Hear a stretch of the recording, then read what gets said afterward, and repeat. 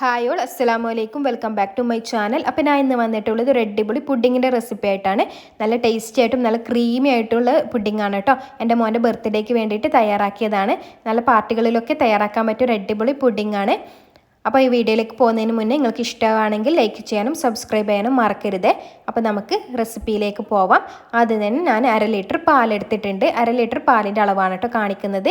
എന്നിട്ട് അതിൽ നിന്നും ഒരു 1/4 കപ്പ് പാല് വേറൊരു പാത്രത്തിലേക്ക് മാറ്റിയിട്ടുണ്ട്. അതിലേക്ക് കസ്റ്റർഡ് പൗഡർ മിക്സ് ചെയ്യാൻ വേണ്ടിയിട്ടാണ് കേട്ടോ. അതിലേക്ക് 2 table spoon custard powder mix ചെയ്തിട്ട് കട്ടകളൊന്നും ഇല്ലാതെ മിക്സ് ചെയ്തെടുക്കാം. എന്നിട്ട് അത് പാലിലേക്ക് ഒഴിച്ചു കൊടുക്കാം. ഫ്ലെയിം ഓൺ ചെയ്തിട്ടില്ല കേട്ടോ, ഓൺ ചെയ്യാതെയാണ് കേട്ടോ എല്ലാം മിക്സ് ചെയ്തെടുക്കേണ്ടത്. അപ്പോൾ കസ്റ്റർഡ് മിക്സ് ഒഴിച്ചു കൊടുത്തതിന് ശേഷം അതിലേക്ക് പിന്നെ വേണ്ടത് ബട്ടറാണ്. ബട്ടർ ഒരു 75 ഗ്രാം മുതൽ 100 ഗ്രാം വരെ ചേർത്ത് കൊടുക്കാം കേട്ടോ. ഞാനിവിടെ വീട്ടിൽ തയ്യാറാക്കുന്നതുകൊണ്ട് 60 ഗ്രാം വരെ ചേർത്തിട്ടുള്ളൂ. പാർട്ടികളിലൊക്കെ ആണെങ്കിൽ ഒരു 75 ഗ്രാമെങ്കിലും ചേർത്ത് കൊടുക്കണം.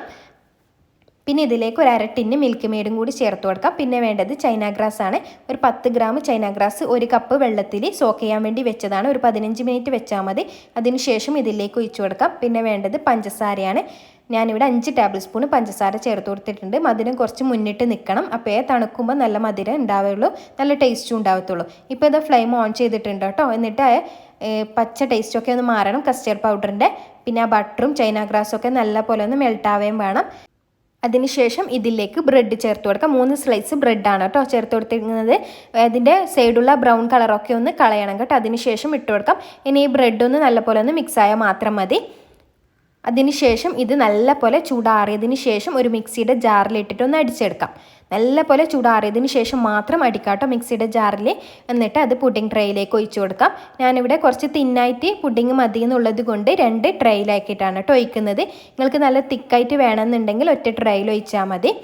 വളരെ തിന്നായിട്ട് ഉള്ള പുഡിംഗ് ആണ് കേട്ടോ, കഴിക്കാനും നല്ല ടേസ്റ്റ് ഉണ്ടാവാൻ. അപ്പോൾ തിന്നായിട്ട് ഒഴിക്കുന്നതായിരിക്കും നല്ലത്. തിക്കായി വേണമെന്നുള്ളവർക്ക് തിക്കായിട്ട് ഒഴിക്കാം.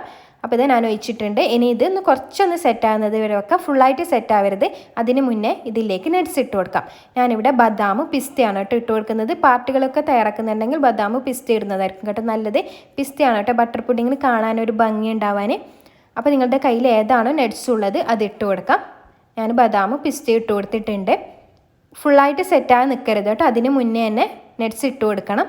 അപ്പോൾ അതിൽ പിടിച്ച് നിൽക്കത്തുള്ളൂ.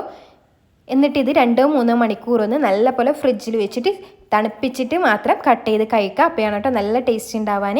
ഇത് നല്ല ക്രീമി ആയിട്ട് കിട്ടിയിട്ടുണ്ട് ബട്ടർ പുഡിങ്. എല്ലാവരും മസ്റ്റ് ട്രൈ ആയിട്ട് ചെയ്ത് നോക്കാം. അപ്പോൾ എൻ്റെ വീഡിയോ റെസിപ്പി നിങ്ങൾക്ക് എല്ലാവർക്കും ഇഷ്ടമായെന്ന് കരുതുന്നു. ഇഷ്ടമായിട്ടുണ്ടെങ്കിൽ ലൈക്ക് ചെയ്യാനും ഷെയർ ചെയ്യാനും കമൻറ്റ് ചെയ്യാനും സബ്സ്ക്രൈബ് ചെയ്യാനും മറക്കരുത്. അപ്പോൾ അടിപൊളി പുതിയ വീഡിയോസായിട്ട് വീണ്ടും കാണാം. അസ്സലാമു അലൈക്കും. Thank you for watching.